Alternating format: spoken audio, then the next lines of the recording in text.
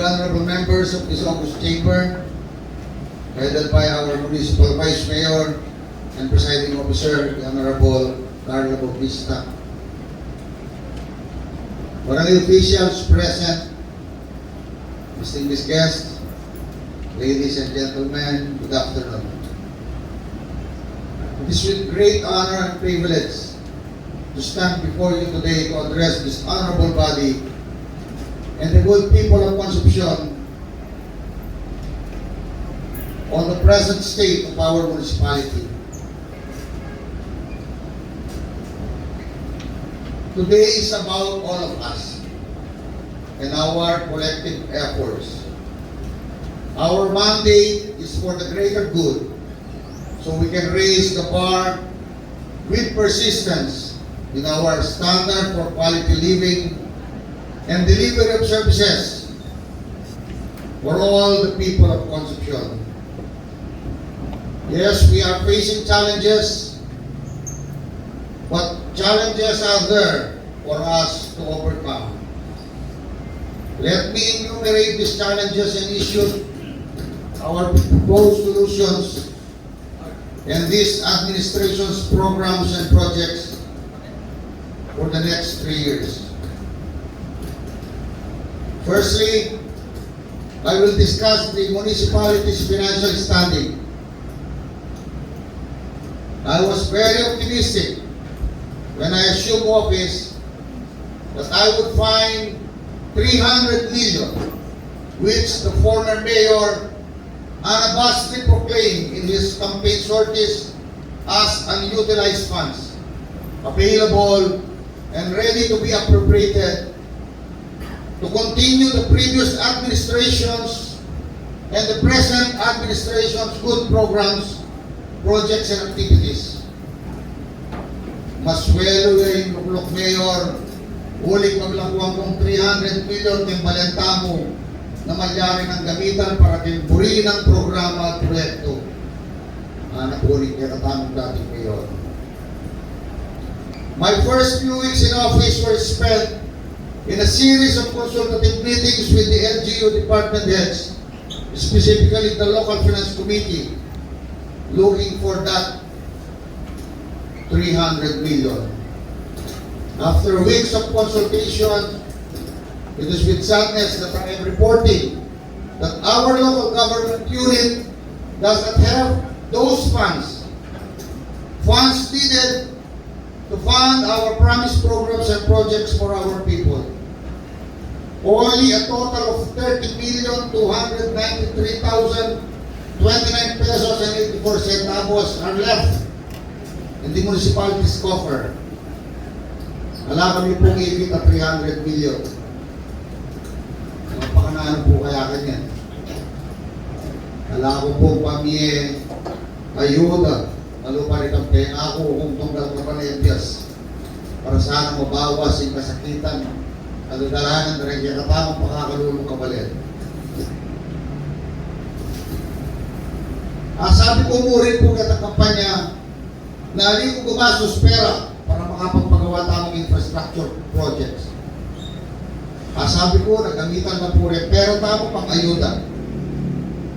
Pero in fairness to the previous administration, there were good projects started that we need to continue and have them completed.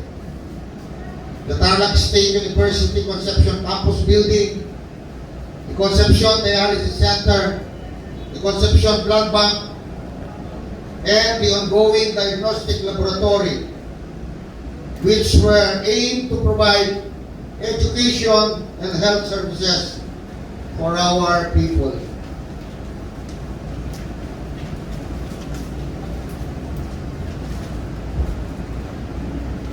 To make these projects 100% useful, we need to realign. Kailangan pa pong mag-realign pondo so as we can complete the facilities and sustain their operation. Hindi ko lang po gamitan rin perang akit na ng Finance Committee.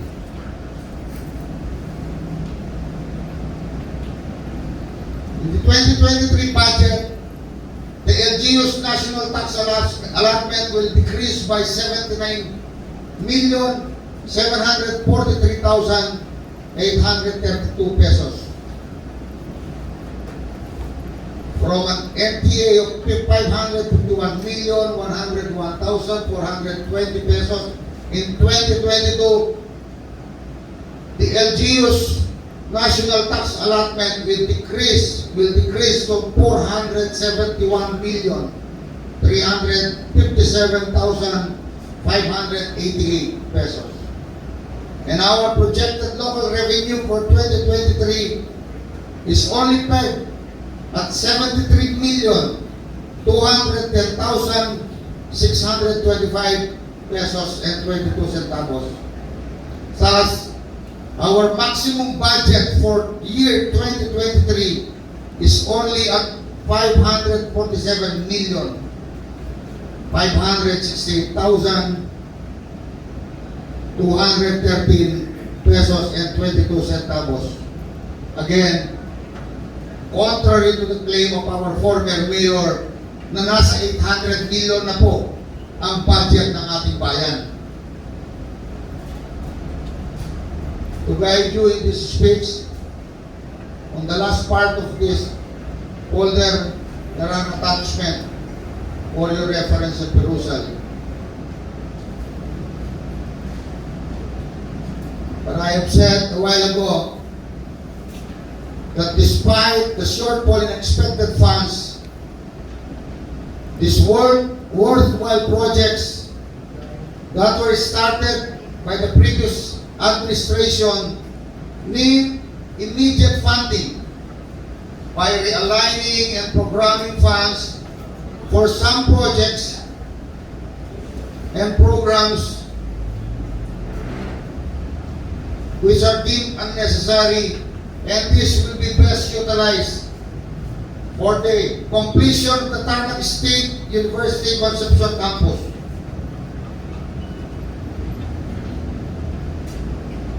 Wala pa pong drainage doon at marami pang improvement na kakailanganin. The windows need canopies para po walang manggi pag umuran. Alaya mo rin pong drainage. Lulubog po itong umuran. Kailangan niya mo rin magawa ito pong dalan paluwal kay Tagig Isabel Subdivision. The PSU site improvement and other remedial measures alone will cost 9,698,000 pesos and 171 pesos. Other educational institutions also need more funding. The newly established Macau National High School needs funds to cover the cost of fencing and site development. It is a 4,000 square meter property. Hindi po aliya pa po makabagod, aliya pa makatambak. And this needs immediate attention. And for that alone, we need 6,582,111 pesos.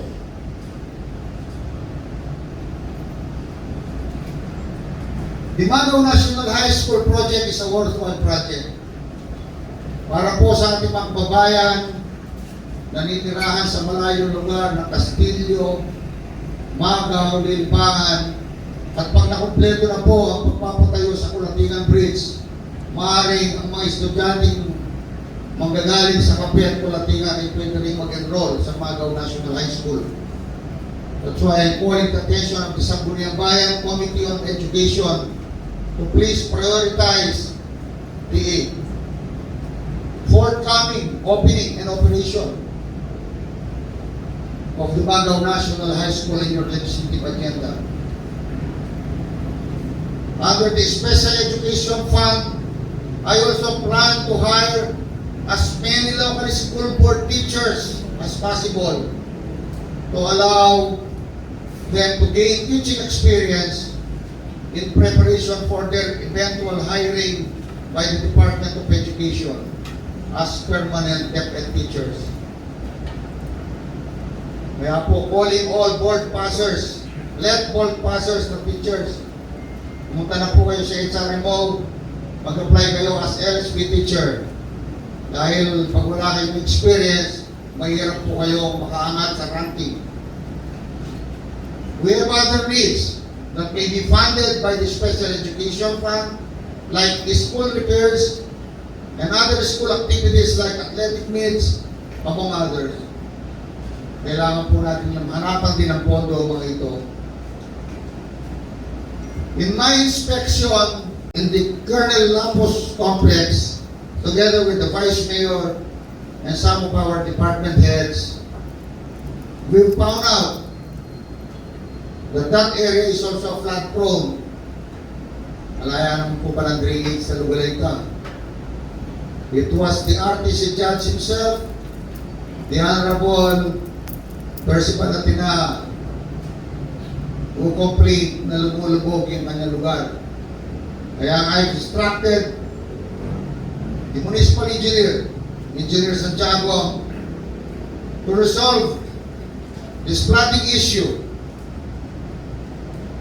And he came up with a program and a plan costing 4,938,712 pesos.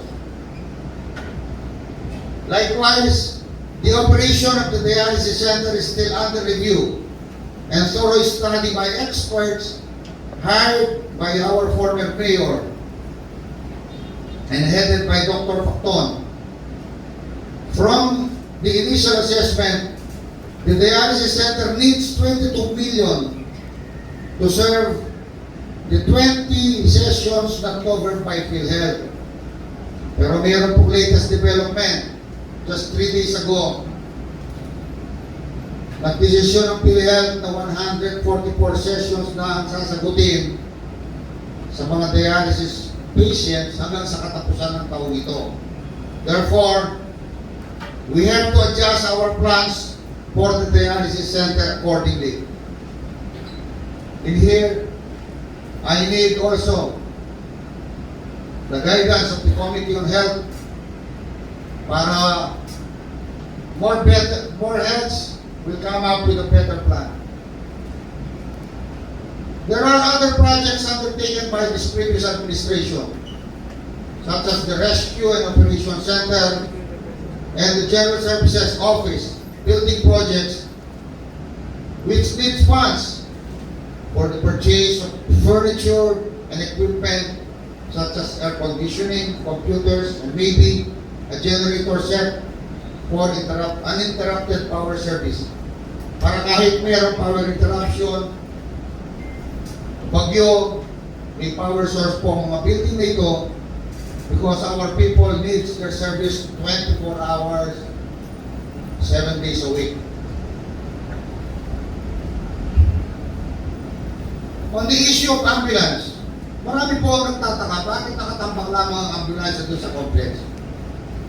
I would like to report to this honorable body and to the good people of our town that the contract of this municipality with Innovation Motors Corporation regarding the delivery of 45 units of Nissan ambulance amounting to 62,977,500 pesos.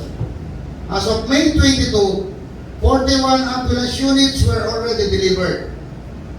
What puzzles me is that why did the LGU,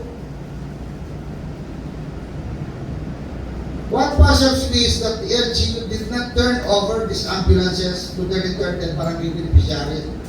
Bakit meron po pwede? Although turanan lang po rin yung sports complex. The 41 units were delivered, plus basics.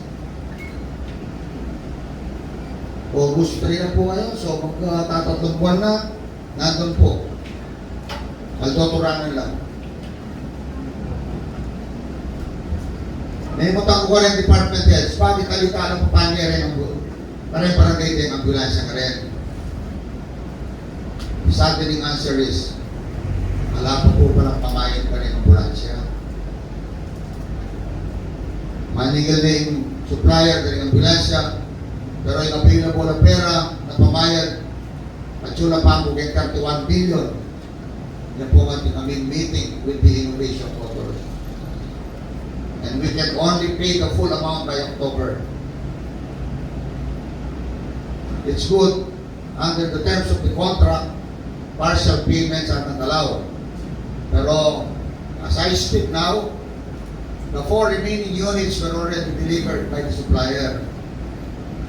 So, at hindi po obligasyon ng munisipyo na kailangan manintun yung pera para pamayad. We have to locate the 62 million na pamayad para yung ambulansya na rin. Mag-uswelo na kayo po, kaya ang meeting me with the Legal Counsel of Innovation Motors Corporation, makapanayan naman. And the local finance committee are now in the process of locating additional funds that can be legally dispersed out of the municipal coffers without being made liable for juggling of funds. Of course, we need COA's approval on this. I've also included in this state of the municipality address many issues, several issues na tinatanong ng ating mga kababayan, bakit anong nangyari sa mga ito?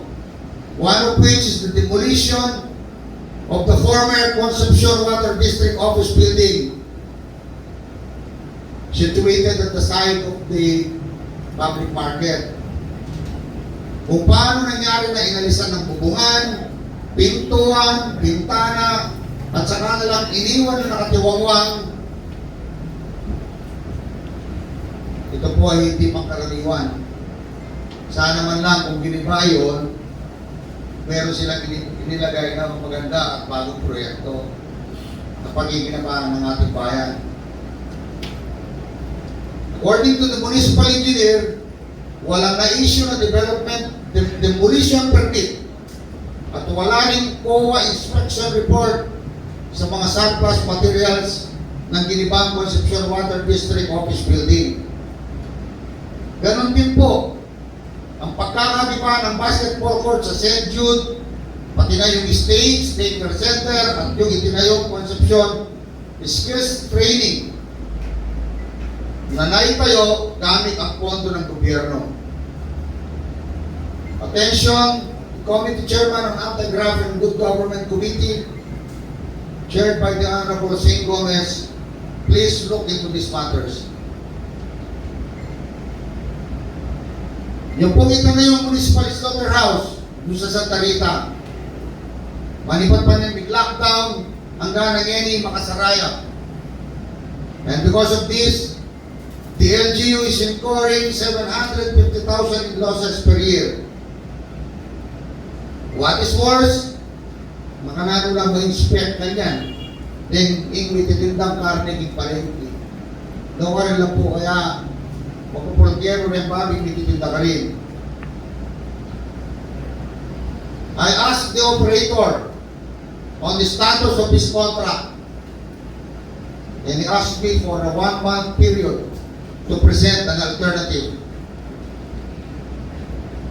For the information of this august body, the operation of the slaughterhouse was contracted by virtue of a joint venture arrangement from year 2018 to 2028.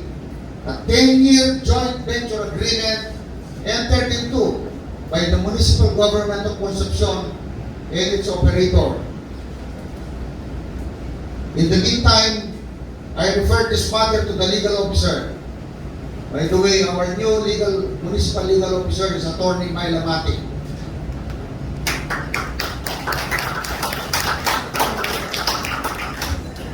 We have discussed the legality of the contract, and it's a mere joint venture agreement. Kanya po dinalang bidding. Itang operate and maintain contract para kay slaughterhouse. Again, may I put to task the Committee on Good Government to thoroughly review the joint venture agreement. To the good people of Concepcion Sangguniang Bayan, to our esteemed guest, my first state of municipal interest is not all doom and gloom. Pati naman po masanting ang balita para kay Balen in the form of programs and projects that the people can benefit from.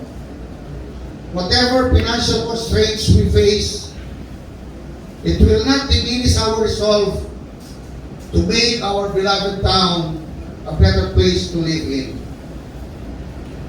We have programs on education. We need to cut the cycle of poverty by investing in the education of our youth. I have manifested my desire to establish the Municipal Concepcion Scholarship Foundation. I am fully committed to provide financial assistance to the top 10 junior and senior high school students in all public secondary schools.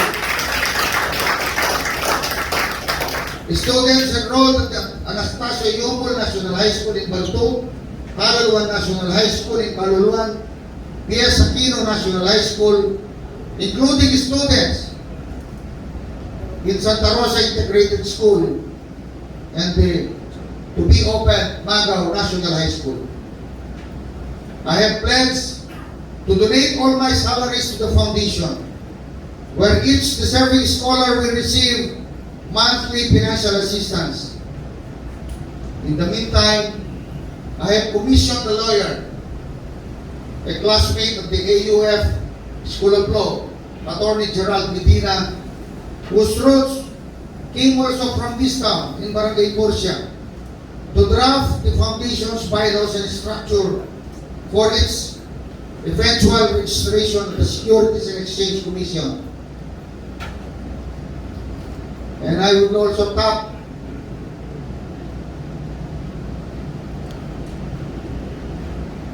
generous and well-being private individuals of our town. Si Dr. Santos po nagpasabi na willing siya na maging isa sa mga officers ng Scholarship Foundation ito.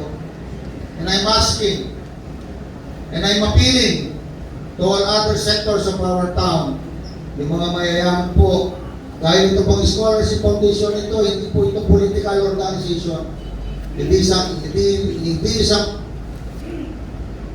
sectarian organization. It will be non-political, non-sectarian, para po ito sa ating mga babayan, mga kabataan na mayroong kakayahang makapagtapos ng pag-aaral at magkaroon ng magandang kinabukasan sa hinaharap. So the foundation will be headed by prominent members of our community, lawyers, medical practitioners. No politician will become a member of the Board of Trustees of the foundation para po hindi nila masilipan na ito ang politika lamang. At marami na po nag-signify na willing silang i-share nila yung kanilang oras para magtagumpay ang Scholarship Foundation na kauna-unahang may tatayo sa ating pinakamamahal na bayan. Meanwhile, funds from the Office of Congressman Pong Rivera will likewise continue to provide scholarship programs to all TSU enrollees. Tuloy-tuloy po ang pondo na yun. 12 billion pesos is allotted for 1,000 scholars receiving 6,000 pesos per semester. The students who are enrolled at the TSU Concepcion campus are likewise being planned to receive a monthly allowance of 1,000 pesos each. It is worthy to know that this call to invest in the future of our youth by donating 1,000 per month was greeted with warm support. Marami na po ang nagtanong saan sila magdedeposito ng nila 1,000 para makatulong sa ating mga eskola. Pero the documents for the Scholarship Foundation is still in the works. So eventually po, siguro in the next 2 or 3 months, magiging legal at final na po ang papeles ng scholarship foundation. On matters of peace and order, nakikita po natin sa ating mga lasanan ngayon, parang hindi maayos ang paggamit sa mga ito. Mga kababayan natin, kahit nakapalagpag, paparada yung kanyang sasakyan, kanyang motorsiklo. Siguro po kailangan natin ayusin ito. There is a need to update and improve our traffic management plan. And on that regard, we need a municipal ordinance to enforce the provisions for a traffic management plan. So attention, Committee on Public Utilities Chairman, the Honorable Jason Lagman. There must be a close coordination with the Committee on Public Works, chaired by our veteran lawmaker, the Honorable Boy Mandal, the Committee on Public Utility, chaired by the Honorable Jason Lagman, and the Municipal Engineer's Office, to adopt an updated traffic management plan addressing our town's traffic flow and parking issues. As I mentioned a while ago, an ordinance to this effect is needed to give more teeth to our law and traffic enforcers. Likewise, an ordinance enforcing speed limits on our roads, 60 kilometers per hour on national roads, and 40 kilometers per hour on municipal and local roads, must be passed by the Honorable Sangguniang Bayan, together with the enforcement of the anti-drunk driving law, otherwise known as the Republic Act number 10586, the Anti-Drunk and Drunk Driving Act of 2013. We need these ordinances in order to save lives. Last year, there were 454 vehicular accidents in Concepcion. This year alone, from January to June of 2022, meron na pong 346 accidents involving motorcycles and vehicles, according to the MDRRMO Incident Response Report. 52% ng mga aksidente ay nangyayari sa gabi, from 6 p.m. to 12 midnight, na kung saan marami sa mga aksidente ay nakainom. Kawawa naman po ang ating mga kababayan kung hindi po natin ipapahirap ng batas. We have to save lives. Just few months back, the SB chairman of Almendras lost his life because of overspeeding. Nagsalubong ang mga nakamotorsiklo, nagpanggaan. Marami pa po mga ganito mga insidente. This administration will likewise relentlessly pursue its law enforcement efforts in our fight against illegal drugs and other criminal activities. Hindi pa rin po tumitigil ang daloy ng droga papasok sa ating bayan. Kailan lamang po sa Barangay Alposo, nagkaroon na naman ng hulihan ng droga doon. Kung kaya, nakiusap po ako sa PIDEA na magkakaroon ng MOA ang ating LGU at sa PIDEA para lalong mapalakas ang puwersa sa pagsugpo ng illegal na droga sa ating bayan. Kasabay din ng pagpupunyagi ng ating local police units sa pamumuno ni Colonel Reynold Macabitas. Hindi po tayo titigil sa pagsugpo sa illegal na droga at sa mga criminal na gawain sa ating bayan. Biruin po ninyo, nung kasagsagan ng kampanya, 4 na bata ang pinatay sa Baluto. Sa bukid na kung saan nakasoga ang mga ito. Sa Murcia naman ay 2 kalabaw ang kinatay. Maraming motorsiklo na rin ang nakahanap sa ating bayan. Kailangan po natin sugpuin ito. And our administration will show no mercy to criminal elements operating in our town. Merong paglalagyan ang mga kriminal na yan. Kaya ngayon pa lang, lumayo na po kayo sa bayan ng Concepcion. At sa mga barangay officials, magtulong-tulong po tayo. Labanan natin ang kriminalidad sa ating bayan.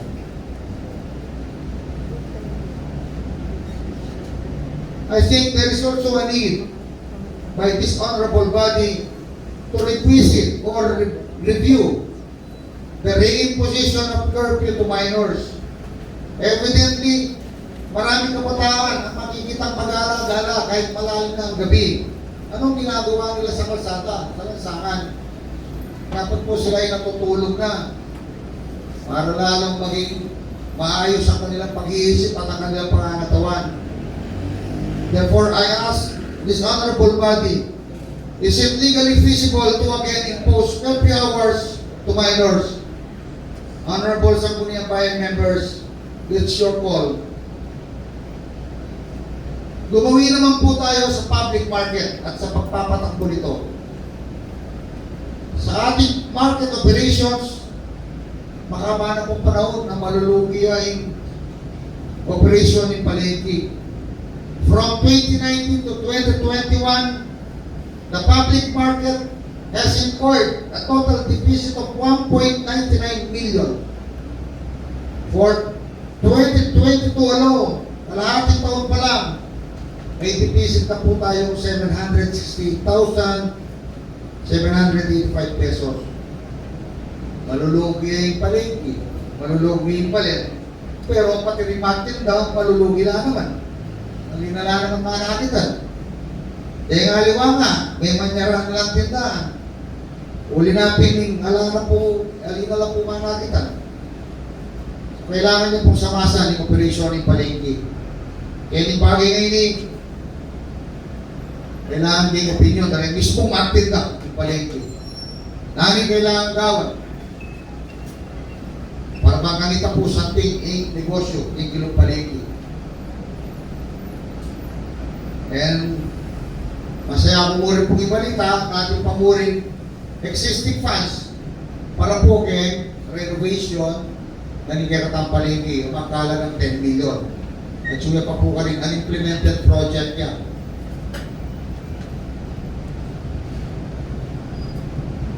On the issue of environment, I urge the Sangguniang Bayan to enact an ordinance to protect the environment. I humbly ask for the passage of an ordinance prohibiting the hunting of birds and wildlife, such as lizards, bayawak, snakes, and other wildlife species on the threatened fauna list of the Department of Education and Natural Resources. I'm requesting the Honorable Carlo Abena, Chair of the Committee on Environment and Natural Resources, to prioritize this ordinance. Si Katsing Concepcion, parang kong cobra. Nabawal naman, bawal na. Pamantakap pong wildlife. Therefore, likewise, we have to strictly implement, enforce the waste segregation. Barangay officials, mag-obrata mo po kayo ng bagay ngayon. At yung puder yun, ang mga nanot ang pinagawanin, basura, kukolektan tamo, karing bawat balit. May kawani yan dapat itang basurang mabubulok at kitang ali mabubulok. Minsan po, akit talaga niya katamong garbage collector at saka na lang at saka na pakatago. Mixed garbage, mixed waste, hindi niya katamong kukolektan, kanya hindi niya katamong mababayaran ka rin ni Clark Waste Management Facility, millions of pesos. Whereas, at source pa mo, nung mga pinawani na ang putang mabubulok, kaya tangali mabubulok, bukod kayo mga south tamo po kayo kalikasan, mabawas pa yung babayaran tamo po, tipping fee, pa rin King Clark Waste Management Facility. On the regulation of the use of our land, there is a need to review the municipality's comprehensive land use plan. Records will show almost 70% of reclassified agricultural lands in this town were converted to agro-industrial. Puro na mo po piggery, puro na mo pong poultry. Dati po, in my 3 terms as mayor, on the north portion of our town in Murcia and on the west portion, Santiago, dyan lang po ang pinagtatayuan ng agro-industrial businesses. Pero ngayon, meron na sa Santa Rita, meron na sa Palas, at meron na sa iba't ibang bahagi ng bayan. Ang problema, hindi po sila compliant sa Environmental Management Bureau standard. Mabaho, malangaw, marami ng reklamo. Kaya naman, dinabuti po ng ating administrasyon na magkaroon muna ng moratorium on the classification of agricultural lands into agro-industrial. Tapusin na natin. Wala na may tatayong poultry piggery sa bayan mo, sa bayan natin.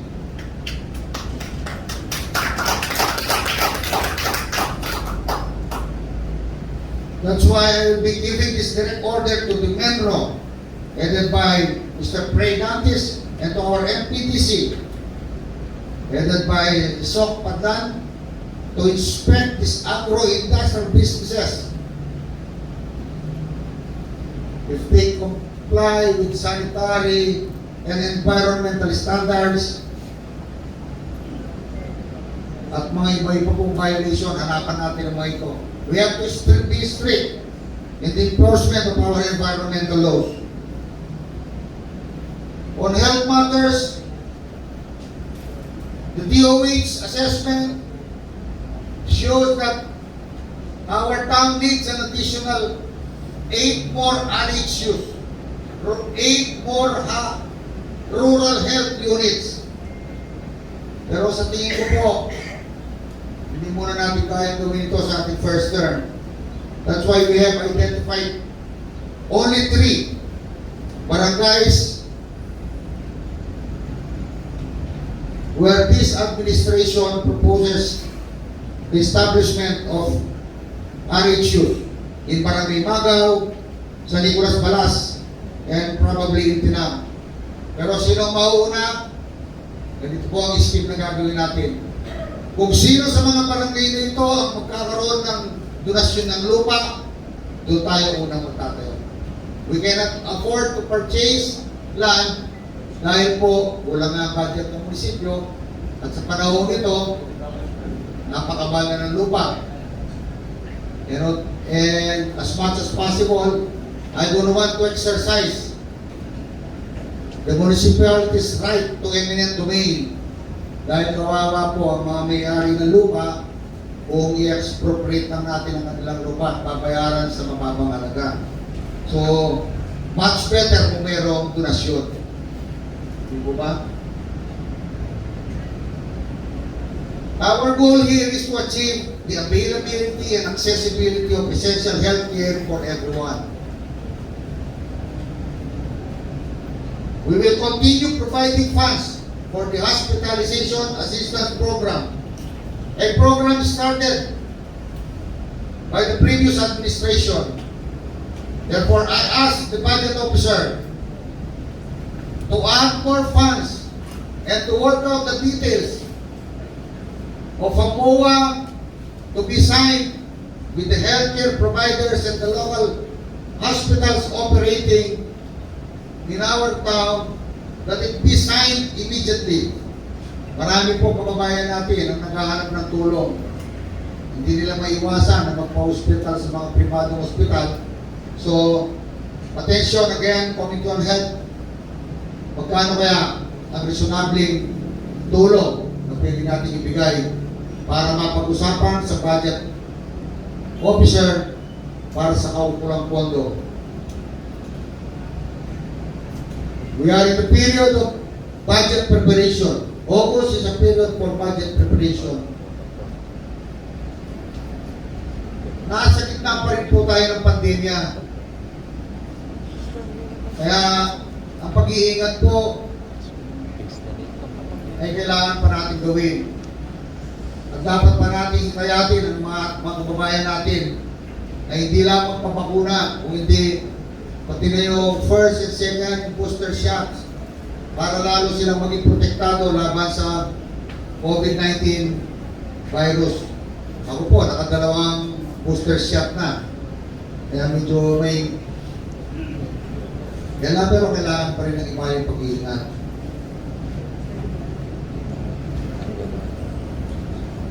We will also institutionalize the grant of burial assistance.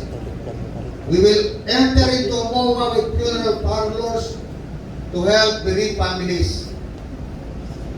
Marami po sa ating mga kababayan ang namamatayan ng kanilang mahal sa buhay. Sa pagdamuli, problema nila yung pambayad sa punerarya. Again, I'm asking the SB Committee of Social Services to study the reasonable amount for burial assistance and coordinate with the budget officer for its corresponding inclusion in the 2023 municipal annual budget. In 2012, the San Antonio Public Cemetery was established. That cemetery was to help ease access to burial places by our constituents. Malawak ilalakaran na rin maglibing. And at the same time, the cemetery in the town proper is already congested. So, isakit na po, pila niya pampanong may buklat, yung publiko, sinagli mo halos sa parne. So, babalakan ko pong saling kabon, yung gulot na itang cementerio ng San Antonio, para kayang phase 2, San Antonio Public Cemetery Project. Ating muling plano magitalakan cementerio bandang Santa Rosa, San Juan, and Murcia. Pero kaya pong plano maglalakad cementerio kaya Lugalareni, baka linanay ang yuning munisipyo, imimiral ang presyo ng gabong ngayon karin, ulit sobrang po kakabal. So, on that aspect, I'm calling the attention of the public sector. We need public sector initiative in the establishment of a memorial park in the northwest portion of Concepcion.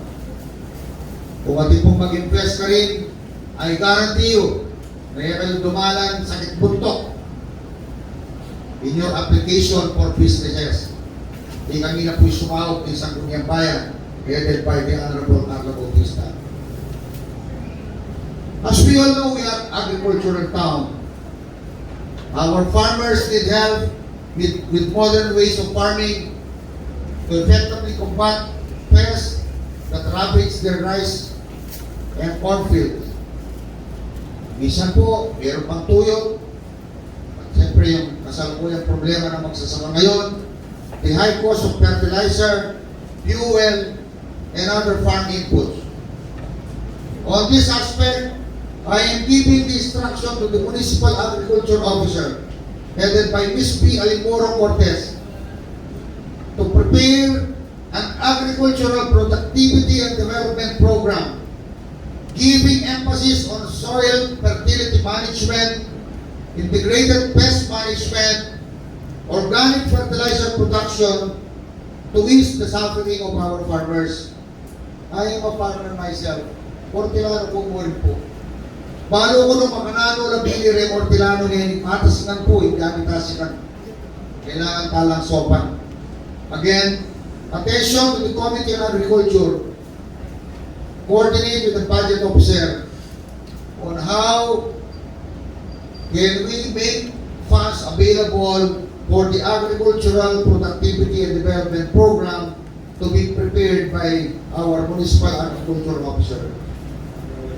Para lalo pumasok pati kaya katapong Hortilano, we should form and support more farmers cooperatives to gain access to agriculture programs under the Department of Agriculture's Farm Mechanization Program. In pursuing this objective, I intend to create the position of a Municipal Cooperative Development Officer to pursue cooperative development in our town. The focus of the Municipal Cooperative Development Officer is not only on agriculture, but even on small vendors, establishment of credit cooperatives para po lalo po natin mapalakas ang ekonomiya ng ating bayan.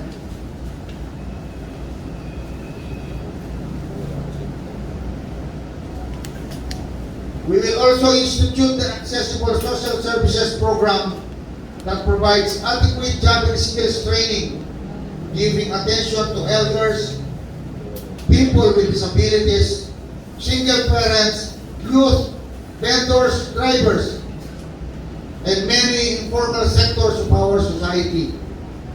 Extensive possibilities may be made available so that every family in Concepcion may enjoy an enhanced and decent standard of living. When funds become sufficient, I suggest a micro-lending program for small vendors and our drivers. We will also establish a strong linkage with DOLE in its integrated livelihood program, the special program for employment of students, government internship program, and the tulong pangkabuhayan sa ating disadvantaged workers or TUPAD to benefit our kababayan who are in need of work. On the issue of doing business in Concepcion, sa kasalukuyan po, entering into business in Concepcion and securing the proper permits is difficult for the common people.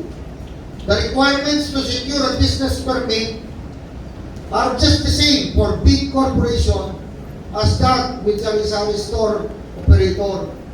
Kailangan ng palitan to. I have already instructed the PDC. Bawasan na po natin yung mga requirements na kailangan, lalong-lalo na po sa mga nag-uumpisa pa lamang ng mga negosyo.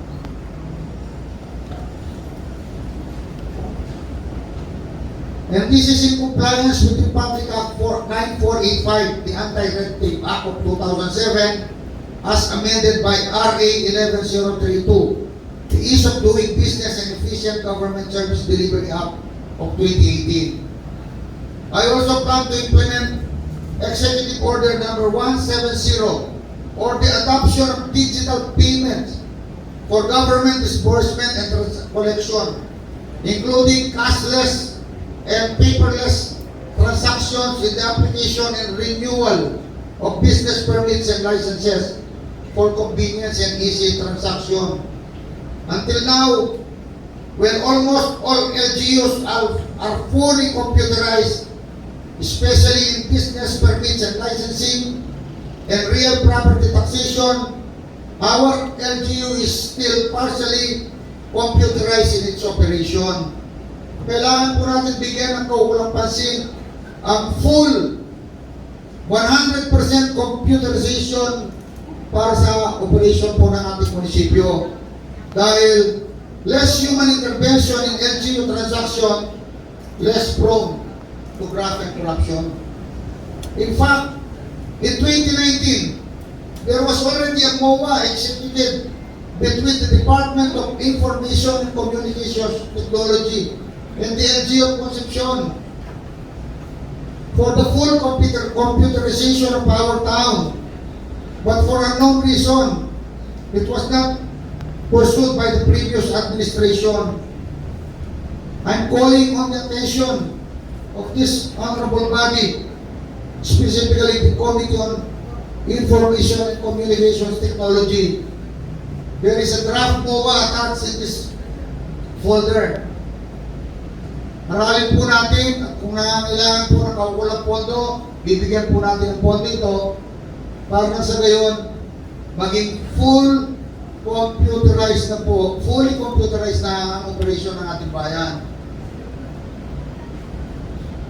At lalo pa natin po kailangan ngayon sa panahon ito, mga minamahal ng kababayan, we need the help of trustworthy and honest people working with me in this administration. We don't want dishonesty to derail our programs and projects. Alam niyo po ba, ayon sa ating municipal treasurer, 20 booklets po ng Municipal Treasury Office ang nawala noong nakarang taon. I think ang nangyaring pilferage ay nagsimula pa noong 2018. Sa isang booklet pa lamang po, 1.7 million na ang nawawalang koleksyon. 14 booklets pa rin po nawawala na naglalaman ng 686 na official receipts ng munisipyo. Magkano kaya ang kabuuang pera na wala sa koleksyon? Kaya ngayon pa lamang po, this serves as a warning sa mga kababayan at sa mga empleyado ng ating munisipyo. Huwag na kayong mag-isip na gumawa ng pagtitisparko sa ating bayan. Because as I speak, the Chief of Police just called to inform me that the warrant of arrest has been served and the accused former employee is now in the hands of the Concepcion PNP for booking. Kahit hindi ko po sabihin ang pangalan ng empleyado nito, kilala niyo siguro. Mahaba po ang kamay ng batas. Maaaring sa konting sandali, magawa mo yung nefarious activity mo. But in the end, matutuklasan ka rin. During our campaign, ang ating po ini-stress is good fiscal management. Kailangan po magamit ang gusto ang pera ng ating bayan. Otherwise, we cannot proceed with our programs and projects without improved financial viability. First, we must improve collection efficiency for business tax, local tax fees, and other charges. Our estimated collection for 2022 is only 74 million, which is 5.8 million less than the past year 2021, with a collected amount of 80 million. In 2020, the LGU collection fell to 76 million. But this is mainly due to pandemic, which ravaged our local economy. So to increase revenue, our administration will streamline business permit application and introduce online payment and assessment mechanisms to encourage more of our kabalens to go into business. I plan to create an independent business permit and licensing office within the Municipal Treasury Office that will streamline business permit applications and reduce unnecessary requirements. We will also review and vigorously examine the book accounts of big businesses, especially those engaged in agro-industrial businesses. Sa aking pong pag-aaral, marami ang hindi reasonable ang kanilang binabayarang business tax kung ikukumpara sa laki ng kapital ng kanilang negosyo. So attention, Municipal Treasurer, marami tayong i-red flag. Comes January of 2023 rather, we have to be very strict in the assessment of business tax payments. Kailangan po palakihin natin. Biruin nyo, 75 million pa rin ang local revenue natin. Malayong-malayo sa target para doon sa pangarap na mag-isyugan ng ating bayan. Malayong-malayo po. In my meetings with our department heads, specifically the Municipal Planning and Development Coordinator, Ms. Sokpa Padlan, I found out na ating tamo palang sisigilan na yan yung makapalog yung local revenue code. The reference in the schedule of fees collected by the Treasury is still the schedule of fees recommended by the HLURB. As we all know, except for the authority to sell subdivision lots, HLUR functions and responsibilities were already devolved long ago to the LGU. There might have been an oversight by the previous administration of Sangguniang Bayan Committee on Ways and Means. So the present Sangguniang Bayan is duty bound to correct this omission. Please coordinate with the MPDC on the specific schedule of fees being collected by our town that are not embodied in the local revenue code. In short, we need to improve our collections so we will have enough fund to we will have enough money to fund programs and projects. Our collection from fees and other charges and even on business tax are substantially low compared to other first-class municipalities in the province of Tarlac. We have to institute cost-cutting measures by implementing reduction in the excessive and extravagant spending on entertainment, like the allocation of 3 million for the celebration of our town fiesta. Wala na muna pong fiesta na magkakagastos ng 3 million. And 4 million for the Foundation Day celebration. Masyadong maluho ito. Other unnecessary expenses like out-of-town seminars must be avoided.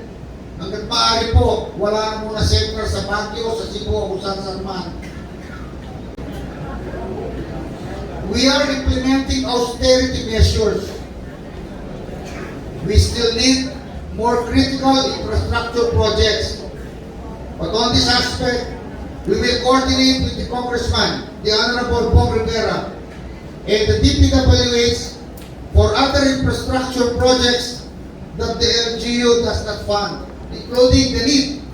I see the need to relocate the municipal building or maybe the construction of an extension municipal building.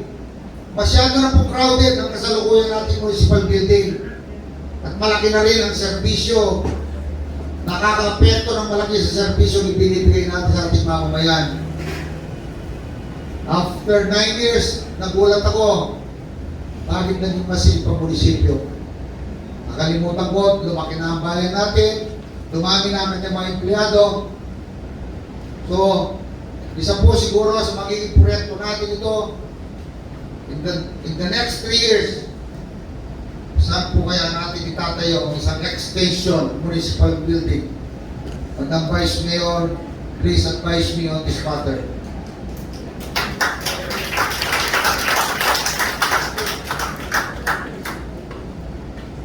For big ticket projects, we will adopt counterparty scheme with the provincial governor and the honorable congressman to pull together our limited resources and accomplish these big ticket projects.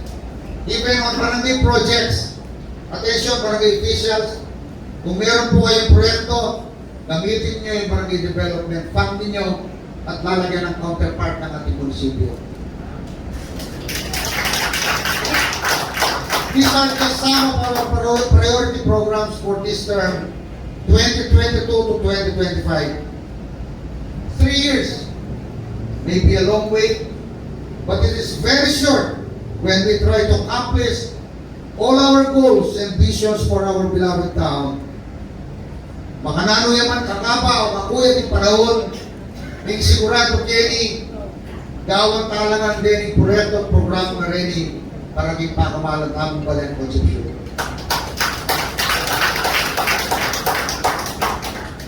We are at the crossroads of healing and moving forward. The executive and legislative branches of local government of Concepcion must sit down and work together. Other legislative measures not articulated in speech, I leave it to the wisdom, discretion, and competence of this honorable body. The people elected us.